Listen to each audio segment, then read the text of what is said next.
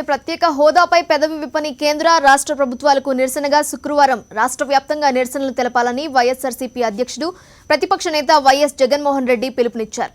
ఈ మేరకు మీడియాకు ఓ లేఖ విడుదల చేశారు. అమరావతి శంకుస్థాపనకు ప్రధాని మోదీ వస్తారు, సీఎం చంద్రబాబు ఒత్తిడి తెస్తారు, ప్రత్యేక హోదా మీద ప్రకటన చేస్తారని రాష్ట్ర ప్రజలంతా ఆశించారని లేఖలో పేర్కొన్నారు. కానీ మోడీ గారు వచ్చారు, వెళ్లారు. పార్లమెంటు ప్రాంగణం నుంచి మట్టిని తెచ్చారు.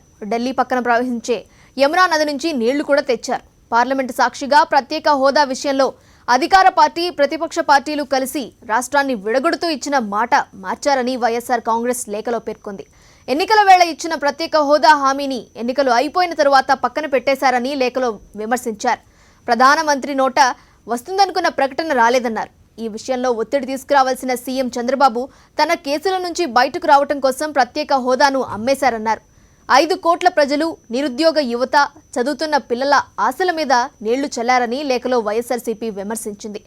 ఏపీ హక్కుగా రావాల్సిన అనేక హామీలకు కొత్తగా పేరు మార్చి ప్యాకేజీ అని పేరు పెట్టి కోట్ల మందిని మభ్యపెడుతున్నారని, ఇది భావ్యమేనా అని వైఎస్ఆర్సీపీ పాలకులను లేఖలో ప్రశ్నించింది.